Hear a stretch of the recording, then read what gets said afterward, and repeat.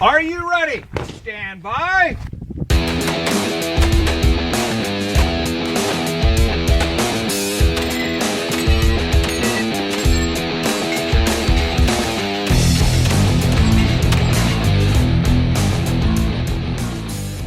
Welcome to the Three Gun Show. I'm your host, Dave Hartman. You're listening to episode 123, which is a match recon episode. And here with me again is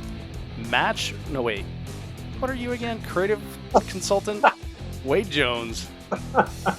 Match recon consultant. There we go. Match recon consultant Wade Jones. How you doing, Wade? Pretty good, Dave. How's it going? You know, I'm doing fantastic. I've got to say, so last time we did this match recon, we talked about the Three Gun Show shirts that we have for sale, the ones that we did at SHOT Show, and man, people are picking them up, and I'm seeing like cool pictures on Instagram. People are tagging me into them, and if I know you're following along, but for the audience that doesn't have Instagram or isn't paying attention, guys are taking their shirt and they're laying their three gun guns just like it is in the logo, and getting a cool picture there. And I'm loving it, man, and I'm reposting them all, so it's kind of cool. So if you want to get your own shirt, threegunshow.com/merch, MERCH, and you can play along with us as well. Send me a picture of your three-gun guns next to your shirt. I saw one, and I don't remember the guy who posted it, but the resemblance was uncanny. Dude, I have to admit that it took me way too long to figure out what he did there. It's awesome. Yeah, I think the first person to do that was Jared Bender, and I'm like, oh, that's just a great shirt with his guns right there. And then I was like, oh, cool, I'll repost that later. So I did the little save to repost later, and then when it came time to repost it, I was typing up a little response to it or whatever, and then I was like, oh, I see what he did there. That's awesome. Yeah, I know. Maybe we need like a big like a 10-foot diameter hoop to send to him to help me out with that. So anyway, if you buy a shirt, threegunshow.com/merch, take a picture of it, send it to me. I'll repost on social media and stuff like that, and definitely helps keep the show running, and appreciate you showing support for the show. So, Wade. Yep. I shot a match this weekend. Oh, yeah? Did you? I did, and it was an interesting one. So I'm in Texas, and you know that. And one of the reasons I'm here is that the first 5 matches of the year that I'm shooting are in Texas. So kind of makes sense to hang out here for a few months, right? Yeah, definitely. So we want to jump right into it here. The match that I shot was the 2017 Extreme Bullets Texas 3-Gun Championship presented by Freedom Munitions. And that was March 31st through April 2nd at Copperhead Creek Shooting Club in Marble Falls, Texas, which is just outside of Austin. What's Austin? It's this place in Texas. So the match was a time plus match, points match. The rule set was Texas 3-gun rules, which have to admit that I asked Kurt Gruber about this, like, hey, dude, I couldn't get your rules to come up. And he's like, yeah, it's like 30 pages, so wait a long time for it to download. Before we did this, or I tried to look before the match, but before we did this, I waited about an hour, and it still didn't download, and I couldn't see that it was downloading. So I'm just going to say that I couldn't get the rules. Maybe someone else could, because I didn't hear anyone else complaining about it, but... So yeah, Texas 3-Gun rules, which I have still yet to look at, but somehow I made it through the match. It was on Practice Score for scoring. Sign up was on tx3g.com, which is their main website, which we'll hear about a little bit more later. And let me stop you real quick. Is this the first Texas 3-Gun rules match that you've shot? It is. So I've shot matches at Copperhead Creek, and let's see, I've shot one local match there, but that was under 3-Gun Nation rules. They've got like a 3-Gun Nation club. So yeah, this is the first Texas 3-Gun match or rules match that I've shot. Yeah. But I got to imagine they're all pretty kind of standard rules, or can they be radically different? they can be radically different. So, like one good example of this is like the Blue Ridge match that I shot last year. The night before well, I didn't read the rules on that one, but the night before the match, I found out that all divisions have a limit in your gun of 8 in your tube, and so 1 in the chamber, so 9, right? And I'm like, yeah, that's cool. So 9 at the start, and they're like, no, limit 9 total, 1 in the chamber, 8 in the gun, so you got to plug it. So luckily, Mark Roth had a bunch of extra plugs, and he helped me out with that. So that is an example of why you need to read the rules, and that's kind of what I was expecting from Texas 3-gun, but I didn't run into anything different or weird or anything like that. Okay. Yeah, so disaster averted, I think. Okay, so quick stats. The schedule, it's a 3-day match. 4 stages the first day, 3 stages each of the other 2 days. And the schedule is morning, afternoon, morning, or afternoon, morning, afternoon, which I was on the morning, afternoon, morning schedule, which is kind of cool. Match fee is $325. Number of shooters, there was 246 shooters that signed up, 239 completed it, so about 70 DQs, and there were 25 in the RO match. So this is a big match. There's a lot of people there. Sounds like it. So divisions and winners, we have Heavy Optics, which was won by Monty Long. Limited, which was won by Rick Birdsall. Lady Tac Ops, which was won by Sky Killian. Open Division, which was won by Jerry Michalek. Tactical Optics, which was won by Nate Staskowitz.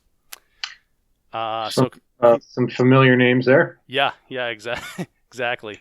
And then I'll admit that I've never met Monty, so hopefully someday down the road there. But yeah, congratulations to all those folks. So did they have any kind of side match, anything like that going on? There was no sort of side match or anything. There was a raffle at awards for a rifle that was put on by some flow-through charitable organization. And then Red Stitch Targets had like a vendor booth down in the normal area where Copperhead Creek has vendor booths, which are between like all the bay stages. And that was pretty much it.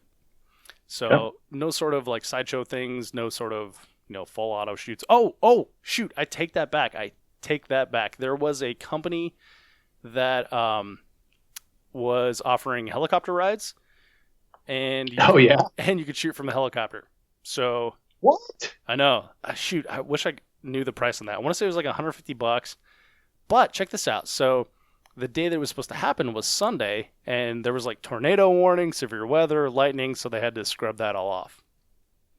So it didn't end up happening. Yeah, exactly. So, which is kind of a bummer because I know some people that signed up for it, and they were kind of disappointed. So, was it? So was it a Huey or was it like a little bird? Or what did they have out there? Do you know? It was. They didn't have the helicopter out there at the time, and I could, if I was smart, I would have looked up the website beforehand and figured out what helicopter it was. It was just unfortunately out of my budget, so I didn't bother looking up any details. But it's a privately owned helicopter, so I'm gonna go with not a Huey. Oh yeah, it could have been anything then. Yeah, it could have been anything. Could have been. I mean, just over where I am at Bastrop, probably like 20 miles away, there's like a helicopter tour thing.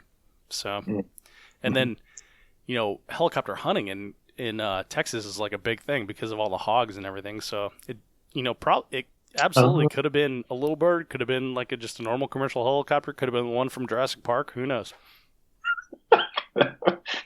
The Jurassic Park one's my favorite. It's so comfy. All right, so since you didn't get to do any helicopter skills in this match, what were the main skills utilized? Well, so this match is probably like every single variety of skill that you could possibly imagine, save for like goofy, hard to get in like positions, right? So you're not going to be shooting off like a reverse roof or reverse staircase or scrunched in like a little box or anything like that. But you shot from a rooftop. You shot prone down on a tower. Those are both rifle, obviously. There's lots of clay targets. There was one stage that had a ton of thrown birds, but unfortunately that one was thrown out. And but here's the cool thing. So unfortunately they had to throw that stage out, but they left it open for people to shoot that wanted to shoot it at their appointed time. But our appointed time just happened to be during the lightning and thunderstorms, so we chose not to go over there. Yeah. And then, so check this out. This is cool. So usually they have like an all shotgun stage at some matches, right? So this one actually had an all shotgun stage. It had an all pistol stage, and it had an all rifle stage, which was kind of cool because there's such a large volume of stage, like everything's bigger in Texas, that that they had the ability to do single gun stages and still mix it in and not make it feel like, oh, this is kind of weird. How many total stages was it, did you say? 10 stages. 10 stages, Okay. One got thrown out, and I didn't shoot that, so my squad shot 9 stages over 3 days. So this is cool, too, because it's like actually manageable to shoot. Because at first you think like, oh, 10 stages, that's going to be a ton of stages. But because you weren't shooting like all day, every day, then it actually didn't feel too bad or too strenuous or anything as far as like reset and stuff like that goes. So it was pretty cool. It wasn't like at the end of the third day you're like super tired and can't even see straight. But Gotcha.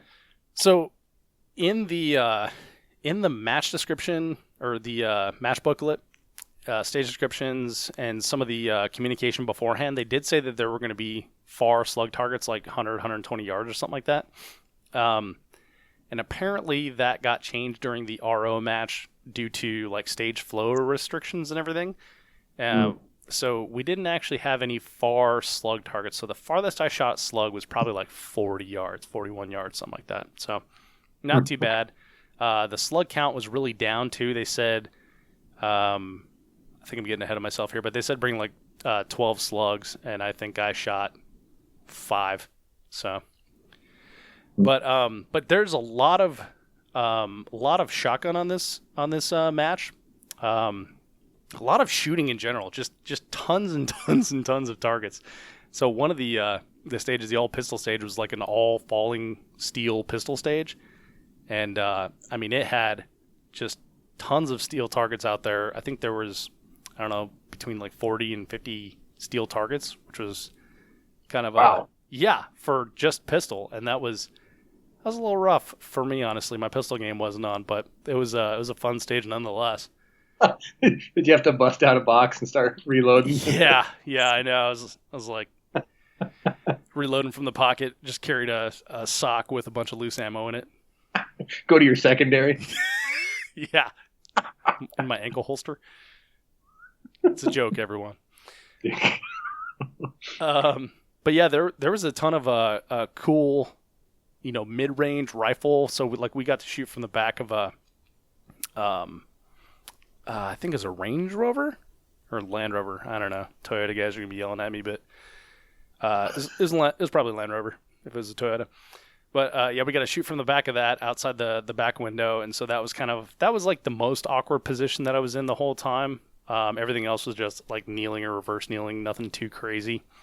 But that was kind of fun too, because in that one you've had, like an array of 30-some rifle targets to shoot at that were pretty close, like all from 100 yards to like 50 yards. So that was a lot of fun.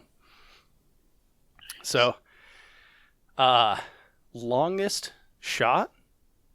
Oh, so long pistol shots, I would say, was not that long. It was like 20 yards or 30 yards. Longest rifle shot, 500. Wow, okay. Yeah. And in Texas wind. So on getting in and out of the Rover, whatever Rover it may have been. I think it was the land one. Was it so how did that work exactly? Like, where did you start? So you started like 45, 50 yards away with your pistol. You shot some pistol targets, and then you shot some shotgun targets, and then you ran to the Land Rover where your rifle was staged. And it's staged with the rifle sticking out the passenger or the rear cargo or driver side window, and then you jumped in on the tailgate, and the rear hatch was up, and so then you can basically sit inside the entire cargo area and shoot. Oh, okay, cool. But it's surprisingly low if you're trying to brace off the side of the Land Rover itself, off the window. It's surprisingly low. Okay, interesting. So what was the terrain setup out there?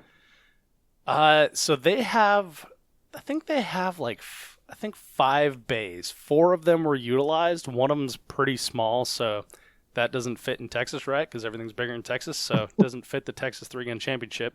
So they had 4 bay stages, 5 natural terrain stages, and then one that I would just call a tower stage, because we literally started from the top of this, I would say, 2nd-story tower, and then it's like a wooden platform that you shoot from. We literally just started up there standing and then went to kneeling and then prone to shoot those long-range targets. Oh, okay. So it's just kind of an open flat tower. Yeah, I mean, there's a railing on the side. It's really well built. It doesn't move very much, which is kind of cool, especially since you're shooting long range.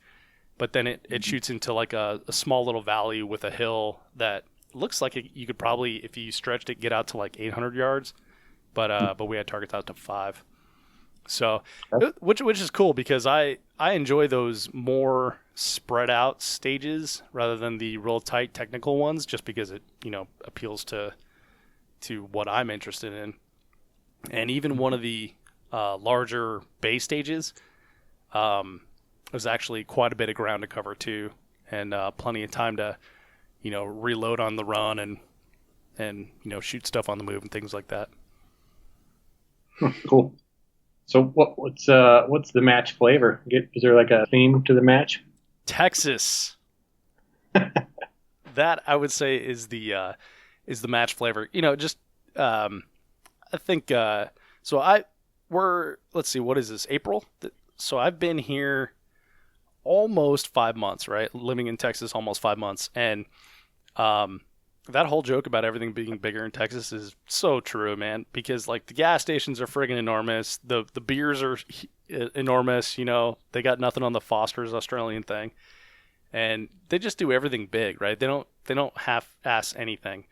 So that's exactly what this match was. It's their Texas 3-gun championship, and so they're going to make a big production, a big to-do about everything. So there's literally a stage that's themed after the Alamo, called the Alamo, right? And there's, shooting out to 500 yards, of course. They give you barbecue on the final day while you're waiting for the awards. The trophies are belt buckles, which are friggin' gorgeous. They're just really, really amazing belt buckles. It's not like they, took a piece of pop can and stenciled Texas 3-gun on there. They did a really bang up job on there. So, and those were designed and provided by Extreme Bullets, which is, very generous of them. So, I would say as far as like, actual match and shooting theme, a lot of ground to cover. There's nothing too strenuous. Like, you didn't have to climb up and over anything. There was like a wooden A-frame that you had to climb to shoot off of, but it was easy getting up there. It was only like a couple rungs. So yeah, totally accessible for everyone. And then, like I said, before, there's, one all steel pistol stage. There's one all shotgun stage, which again, we didn't get to shoot. And then there is one all rifle stage. Was there square dancing available? Do they do square dance? I think it's line dancing in Texas. Oh, they don't do square dancing anymore? Is that in Texas showing my age. Yeah, geez, I don't know. Two-step. Two-step, there you go. Okay, so fun factor then. Well, hang on, let's back up a second here before I piss off everyone in Texas. Like, there's a reason I'm here. Like, I really enjoy all this stuff. Like, it's fun observing it as, an outsider, someone who's lived in the Rocky Mountain West his whole life, but I fully embrace it. I'm having the time of my life in Texas, so I enjoy it. And I only I'm tease not trying because to, I'm it's not so trying to obvious. poke fun at Texas. I'm just trying to be No, no, no. I'm just, We're just having fun, but I feel like I got to tell someone before they get all flustered. You know how Texans I are. got you. You got a lot of people in Texas listening to the show. Well, especially if anyone that shot this match is going to listen to this match. Because, well, so check this out. So this kind of goes into the match flavor. They actually have high Texan in each division. What is that? So like So local. Texan. So like well, local being Texan, which is like its own country, right? So for example, Native. native. So well, and it's not even native. So for example, Rick Birdsall, he's from Detroit, Michigan, right? So he won limited. So he got a belt buckle that was high limited, and then the highest Texan in that division, highest person with the address of Texas in that division, also got a belt buckle that says High Texan Limited Division on it. Awesome. Yeah, pretty cool. So last year Nick Atkinson won High Texan in TAC Ops as well as High TAC Ops, so he walked away with 2 belt buckles. Okay. Yeah, so that's kind of cool, right? I mean, it's something cool to do for the hometown crowd, of course. Yeah, I like the pride aspect. Long live the Republic. Absolutely, absolutely. So okay, so now fun factor. Yeah, so last time you called this the Dave factor because this is like a super subjective thing. Mm-hmm. But I had a ton of fun at this match, and like I mentioned last time, like the squad really makes it. I had a really good squad again this time. Bunch of cool dudes that have been on the show before, and dudes that are going to be on the show coming up, and things like that. But just genuinely nice people, and we all had fun, and we could joke around and make fun of each other and everything, which is cool. The match also was super relaxed feeling to it, like there was no one that was like, from the, I don't know what you'd call like the executive match staff or whatever, like the match director or range master, etc. They never came up to us and were like, panicked and everything and driving around like maniacs on the range. It was just completely relaxed and exactly what you would expect, right? From a Texas 3-gun championship, something that brands itself that way. So fun factor, super high, dude. The stages were really well designed. There was a ton of fun, even though I shot like crap. It was really, they were fun stages. It was great. You got a lot of rounds out. Yeah. Got a lot of rounds out, a bunch on the ground, all kinds of good stuff. Good times would do again. Yeah, absolutely. Thumbs up, would do this match again in a heartbeat. And in fact, it's you and I talked. Let's see, we talked in episode 105, and one of the listener questions was, what are the must-shoot matches? I'm gonna put this one on my list. Nice. Yeah. All right, very good. So farthest shot. You mentioned the 500 rifle. What else? Yeah. So farthest shot, 500 rifle. There was another stage where you're shooting like 270 and like 200-ish, and then a plate rack at like 110. That was like stage 10. Then there was the Land Rover stage where like the farthest shot was 110, the closest shot was like 50, but there was a ton of rifle targets, but you could just use all your blaster ammo there. The Alamo, they had I didn't even range these, which was kind of stupid because they looked completely achievable, but I want to say that they were like 60-yard BC zone targets, and then 2 what they call skinny Sammies, which I've got to buy one of those because those things eat my lunch like every time, even at 50 yards. And then on that long range rifle stage, they had 500-yard target, 2 at 400, 4 at 300, which were on like different faces of the hill, I guess you could call it, and then 2 at 230, 4 at 200, I think, and then we had like 4 at 100. So there's a decent amount of long range. I think I need to replenish my long range ammo after this. Yeah. Okay. Anything notable about logistics? Hang on, let's go back to that long range target real quick, because I think it's notable that in that little valley where the tower is, where we shoot up the hill, there's some wind doing different stuff all the way down to where they like even set up like a spotting scope for people on deck to look and try to read the wind. So if you can read the wind, that's definitely advantageous in this. And then if you can call for the wind, that's way advantageous. And if you have ammunition that can, cut through it, like something heavier, like a 77 grain versus the 55 grain Hornady VMAX that I was shooting, that would be advantageous here. So as far as recon, match recon goes, I would say no wind holds, know your holds for distances, and then practice in the wind. Make sure you have some good ammo and good dope on it. Yeah, and when you're shooting through a valley like that, that wind it can be going different directions than the wind is on your face too. So did they put flags or ribbons or anything out there, or do you have to read the grass? So there was one streamer hanging off of a tree that I don't think was placed there. Maybe someone that just goes and shoots at the club placed it there. But that was like 10 foot in front of the shooting position, and it was under the shooters, so you could only see it in the on deck. And other than that, they didn't have any flags or anything. Okay. So, yeah, you definitely got to know your windage then. Yeah, there's a lot of grass. There's a lot of trees. You got to watch that stuff. But that I definitely need assistance and more practice on. Yeah, it's amazing how much, a 10 mile an hour wind can blow a 55 grain around. Yeah, for sure. So there's 400, 500 yards. Well, and that's one thing that I forgot. So there's a guy in my squad.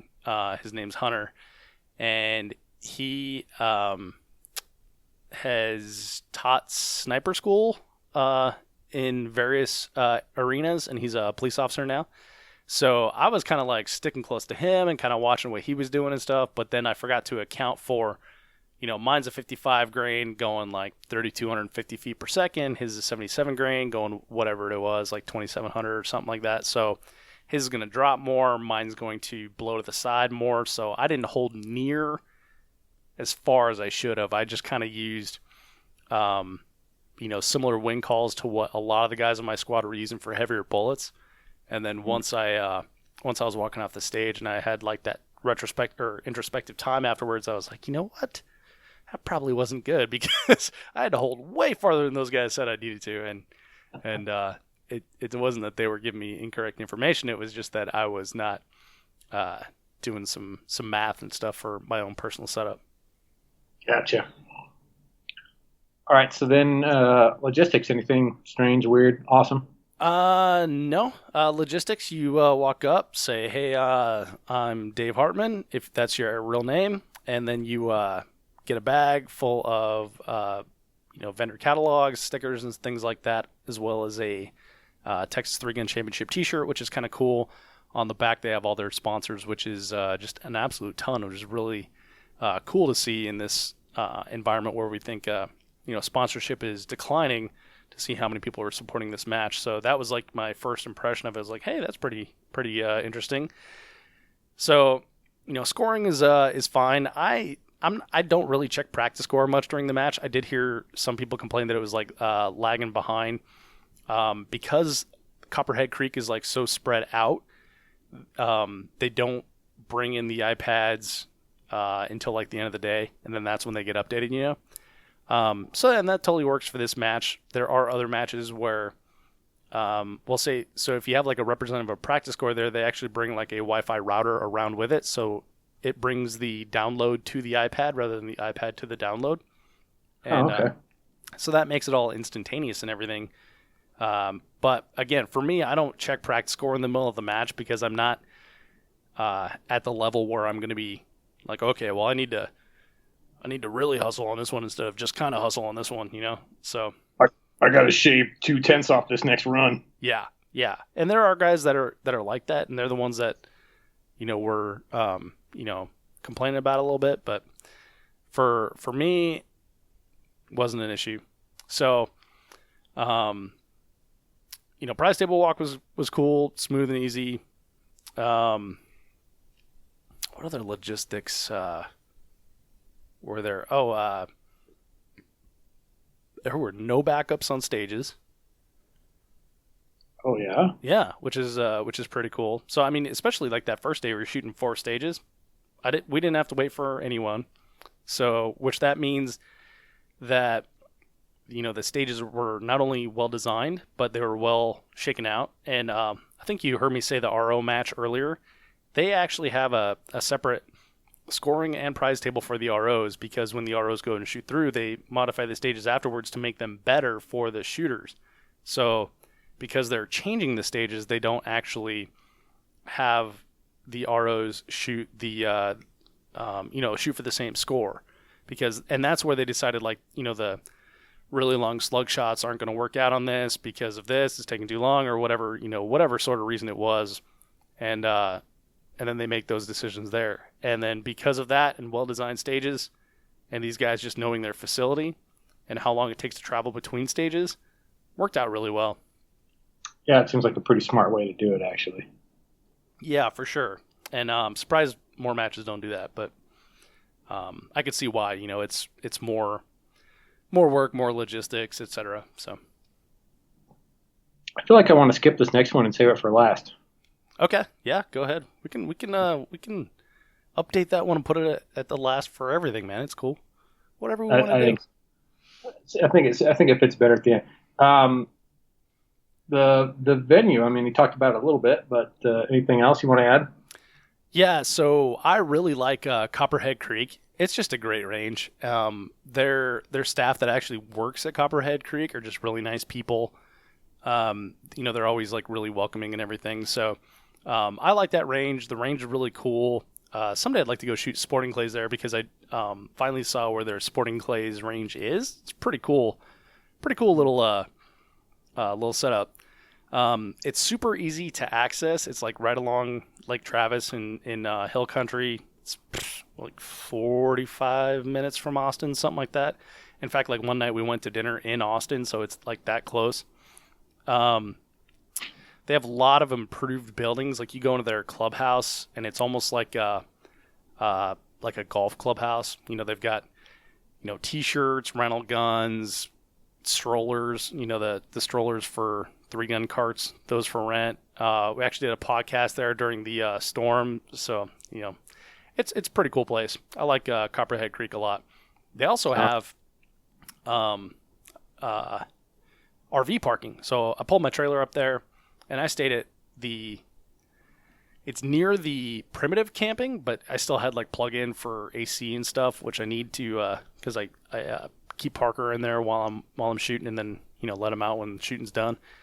But that I gotta give a little ding to the 4x4 park that houses the larger Copperhead Creek, because this is like a really big plot of land, and it's God, what is it called? Hidden Falls Adventure Park, and then inside of that is a smaller Copperhead Creek, right? All owned by the same people. So there's Jeeps all over the place. There's side-by-sides. There's dirt bikes and everything. And, man, there was people partying in the campground until like 1 a.m. on Friday night. And I know I know one guy, Bill, that listens to the show, had to like get up in the morning and like move his trailer to the other end of the campground. He's like, I can't spend another night next to these people, because they would be blaring music and had campfires going and stuff. So got to give a little ding there. Wasn't too bad for me, because I had the AC on, and didn't really bother me that much. But yeah, that's one of those things that if it gets in your head, that it can ruin your night. It can ruin you for hours. Oh, totally. Well, and I completely forgot to look up to see if there was a curfew, because the specific people weren't there the next day. So maybe they were kicked out. Who knows? But most of those places, like if they have RV parks or something like that, there's a curfew at like 10 o'clock. You got to have like quiet hours. But when people were blasting Journey, it's funny, because I told him the same thing that you and I always say, which is no one likes your shitty music. Yeah. And he's like, yeah, and they were blasting Journey the whole time. I'm like, oh, well, that's different. Everybody loves Journey. Yeah, who doesn't like Journey? Who doesn't like Journey? I know. What are you, a communist? Well, I think it could be one of those things where they've been, they've been there riding all week, and then that's their last night there, so they're partying out, and then see ya. Well, I think that was their first night because they weren't there when I came on Thursday, and you can only be there Thursday to Sunday.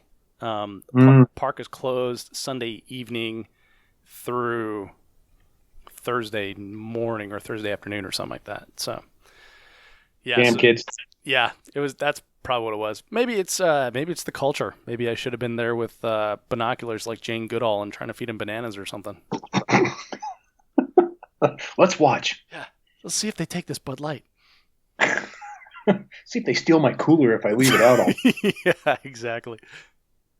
So how was the pre-com for the match? So lots of pre-com. Thumbs up on the pre-com on this. So they pre-com, of course, being pre-communication. So they actually have a website, which is flat unheard of in the industry, right? And it's updated frequently. So like you would get an email, hey, the website's updated with round count, here it is. And then you go to the website and sure as shit, it's right there. Where you need to be and when was there. The schedule was there. Your squatting was there. And again, squatting was on Texas 3-gun and not on practice score, which there's probably good reason for that, but I don't know what it is. I never asked. I don't know. I'm just going to go ahead and say it. It should all be on practice score. It seems pretty easy, but or both, right? If anything. Yeah, I mean, because then what do you have to do? Like a data download from Texas 3-gun to practice score? Because I didn't sign up in practice score and Texas 3-gun, so someone's got to do that. And does it just? Yeah. I don't know. Whatever. But it's probably one of those legacy systems. But yeah, so they had the stages there. Apparently, they had the rules there. I was unable to download it.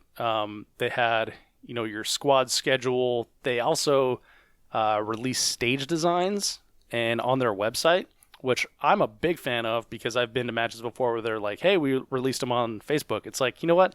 Facebook doesn't show me everything that you post because Facebook has this little algorithm, right? And they want you to pay for that. So Facebook is not an acceptable place to publish stage designs. Websites are inexpensive. You can even get them free if you don't mind the .blogspot or whatever. So Texas 3-gun, thumbs up for that. They had the stages on there beforehand. You were able to look at them. And granted, stage designs are always different when you get there, but at least you know what to expect. You're not going into it like completely blind. You can actually just visually see, oh, this is stage 4, because that's what it looks like on the diagram. So thumbs up on that one. During the match, there were multiple emails that came out for various reasons. One of those is like, hey, tomorrow there might be a rain delay, so keep close to your email and, pack weather gear and be safe and all that because, there was tornado warnings in Austin. I think there was tornado warnings where we were at, or maybe it was just like severe flood warnings or something. But when we were doing a podcast, everybody's phone was going off and buzzing and everything. So, I know they get bad flooding down there too. So anytime there's rain through there, they go off as well. So, yeah, and we shot the what the hell was the match?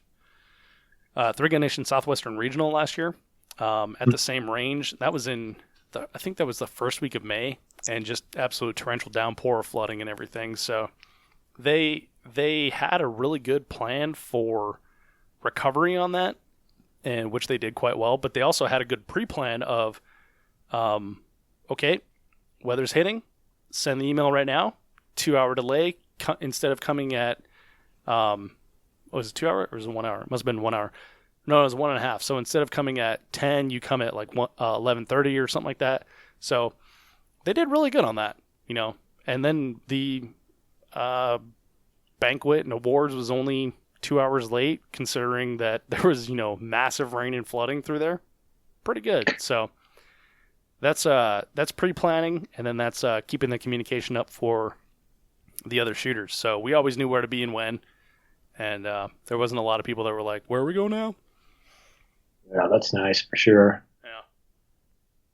Yeah. How was the staff, the facility? Staff was great. I will say, I think the word is out about the about the match Recon, because everyone kept asking me, "Are we going to get a good review?" This is not a review.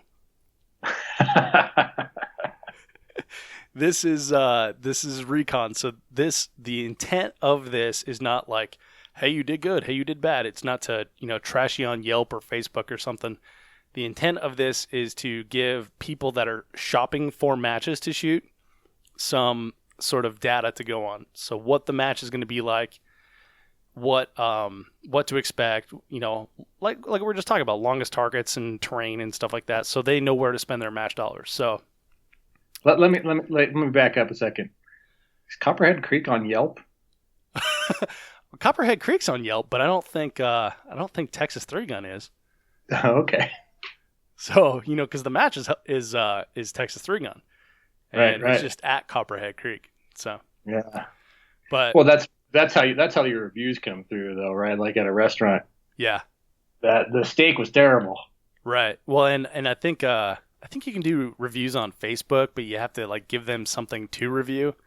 So I don't know if Texas Three Gun has one, but if they do, everyone should rate them really high. So, so 10 stages, right? I shot 9 of them, 3 ROs per stage.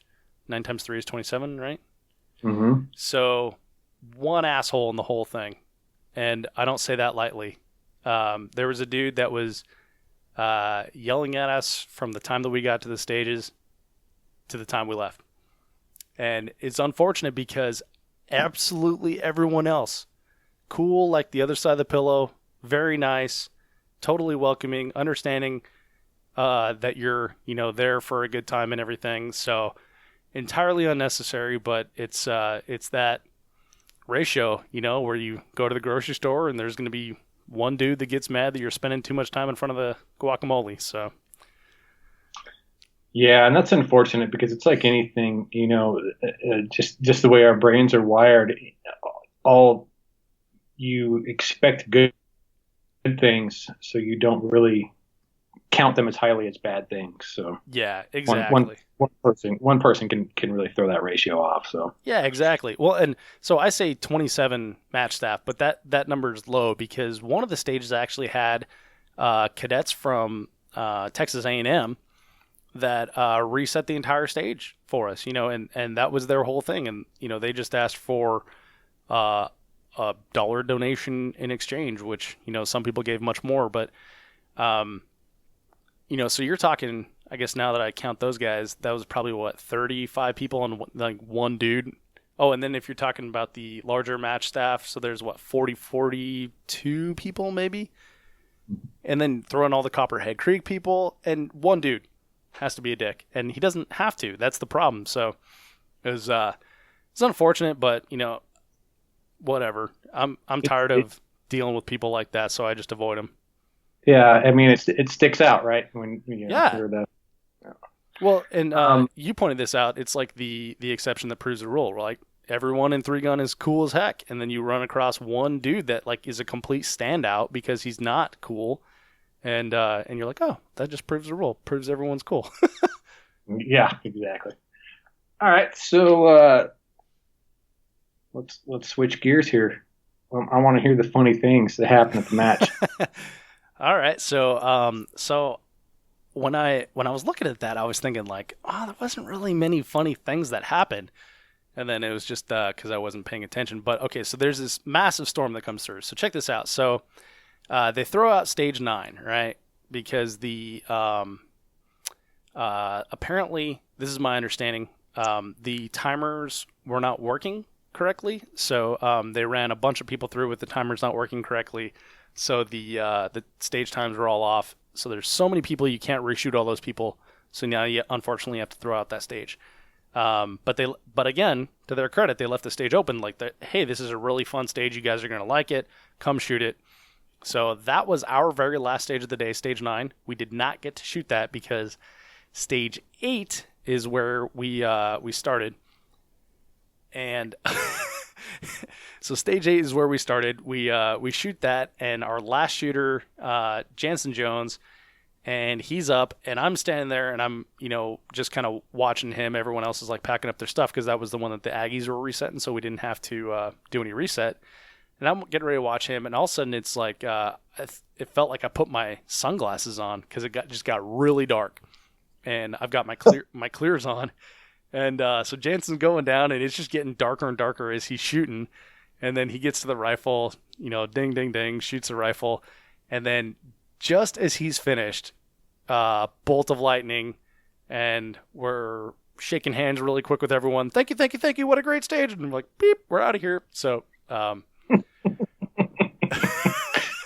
so I ran straight to the clubhouse and set up the gear for a podcast, and you'll be able to hear it in the podcast that we did from the clubhouse, all the rain and everything that was coming down.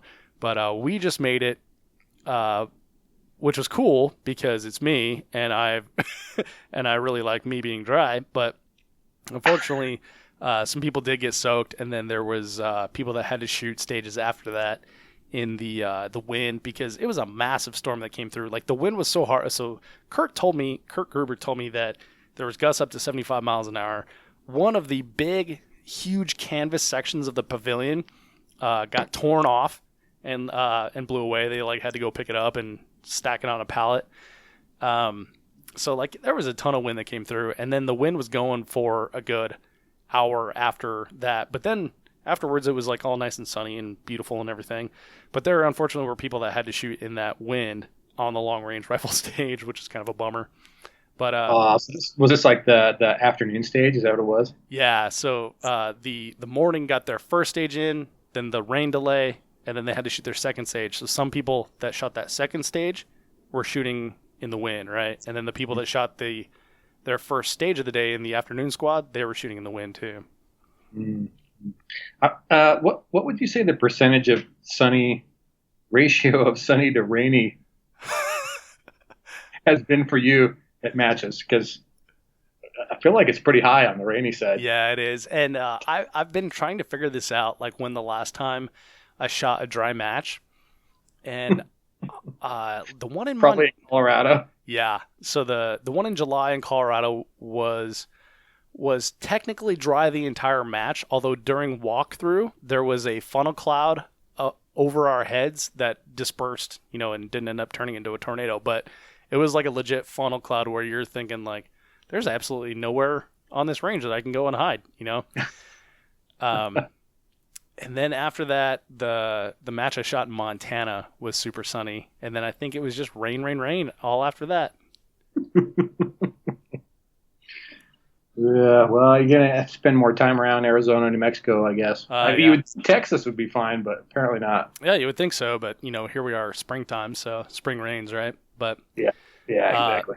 Yeah, so people, you're not in all the Facebook groups and everything, but people are giving me a hard time about being the one that's bringing the rain, which I'm willing to sell my services. So if you've got crops somewhere in a drought, I'll come hang out for a while. We'll shoot some guns on your land, and we'll see if that rain will come.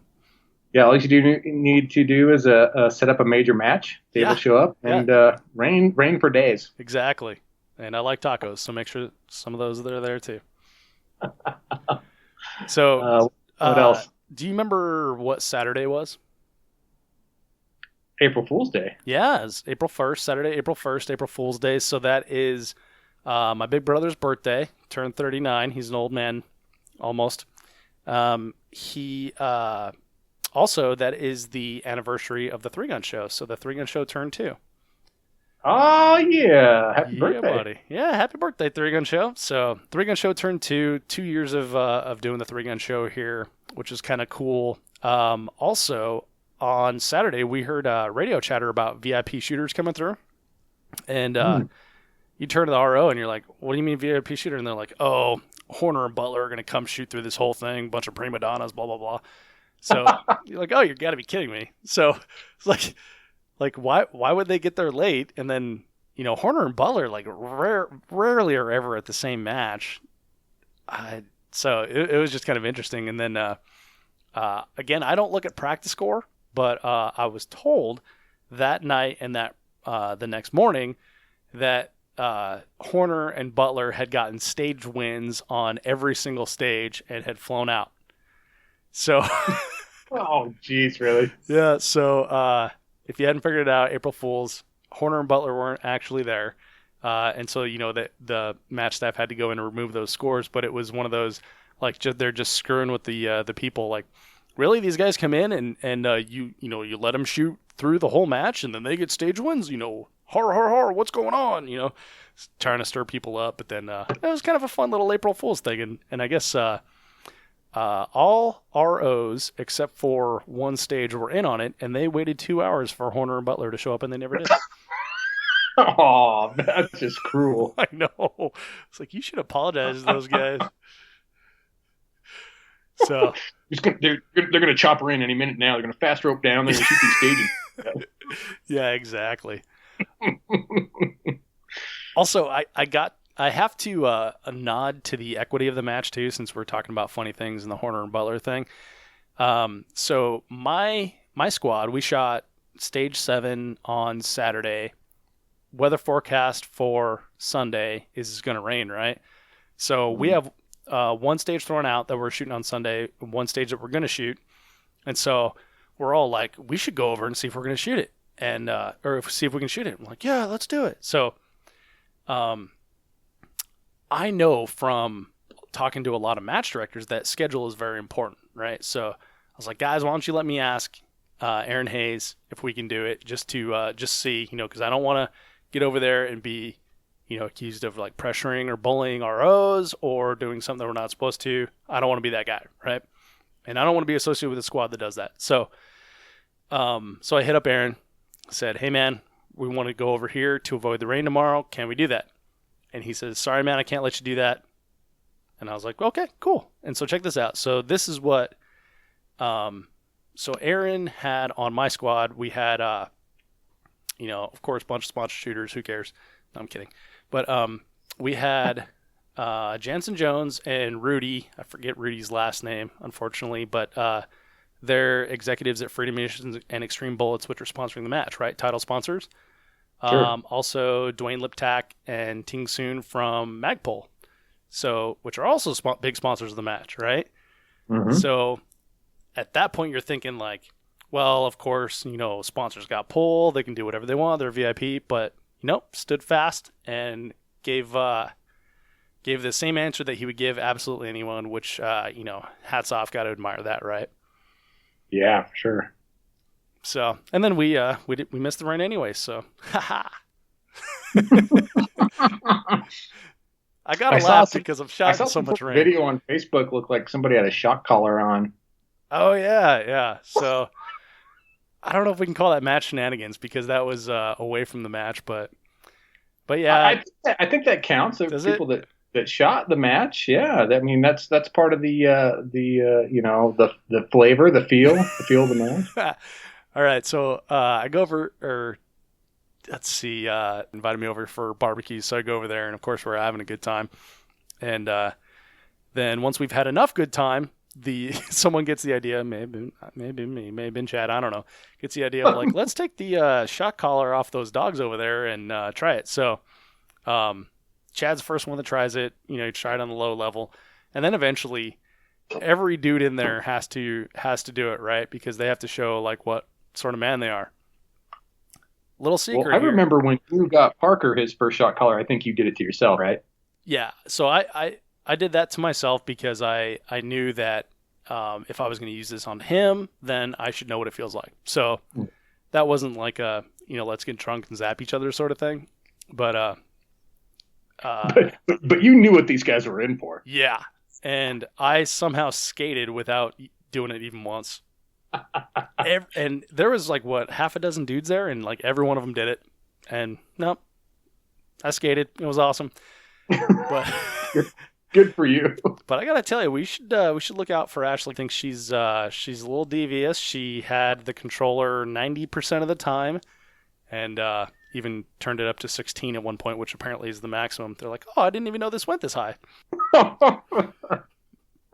Yeah. Awesome. Also, it hurts worse the more you press it into your skin. So if someone else is holding it, it's going to hurt a lot. Oh, somebody starts throttling you with it. Well, it's one of those contact things, right? And they say, get it snug on the dog and put on the lowest setting instead of getting it loose on the dog and putting on the highest setting. So when someone's holding on themselves, they're just holding like the tips on their skin. And then when someone else does it, they want to dig those in because they're like little bonus spikes, right? So now you've got the full contact and with with it on 16, kind of hurts a little bit. So. I'll bet it does. The lesson here is not let anybody else hold the shot collar onto your neck. That's correct. Yeah. So that's pretty much it. We might have to add a post-match shenanigans. Oh man, there's so many, and that's the great thing about these and the times, especially like when you're talking like a 3-day format, because now we're shooting morning one day, and we have the whole afternoon off to socialize, for me to get podcasts, which is cool, get content for the show, which is what I usually do.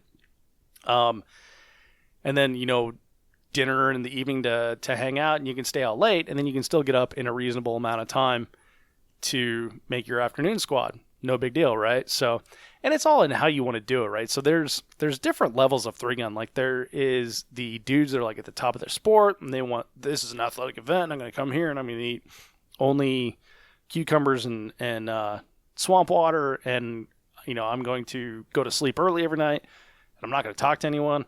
But then there's the other guys that are like, I'm just going to come here and fuck around. I don't care where my zero is. I'm just going to get drunk with my buddies and have barbecue. And then there's everyone in between, Right. So there's different areas of the spectrum, and you can choose to have as much or little fun as you want. So, and that's the cool thing about that type of format where you're shooting morning, afternoon, because you get it. If you're shooting the afternoon the first day, you can get in the night before, walk stages, go have dinner and a couple beers and do the same thing, and then get up later and shoot the afternoon squad. And then of course that night you got to be good because you got to get up early in the morning. So it's just all in how you want to approach it. And I enjoy the socializing and seeing people that I haven't seen in a couple months and things like that. So that was a lot of fun.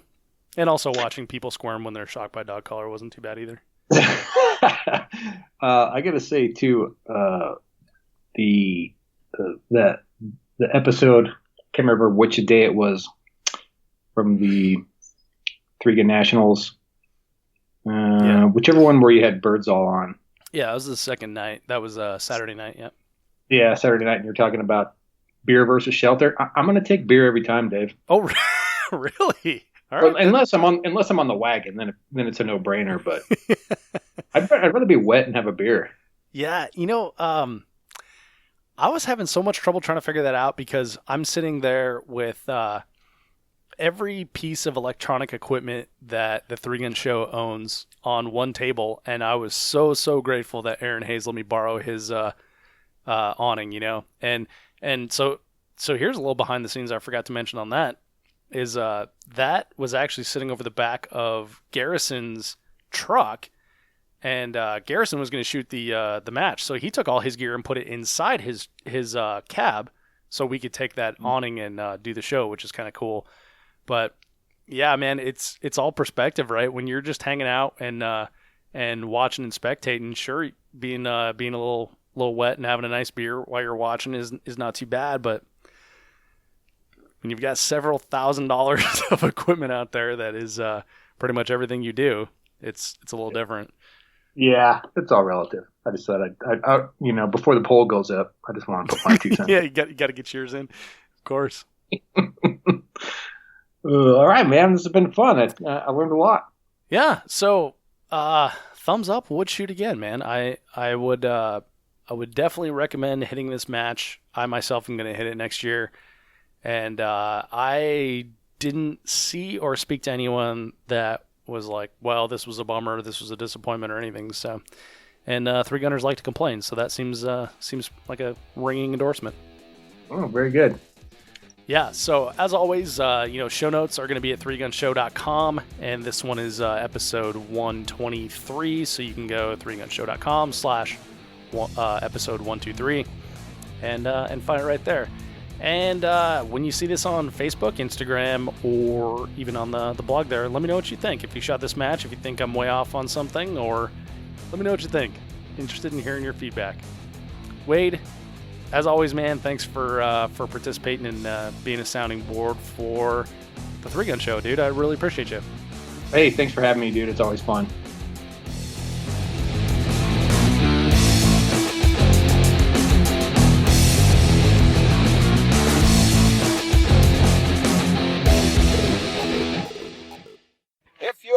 Flash unload, show clear.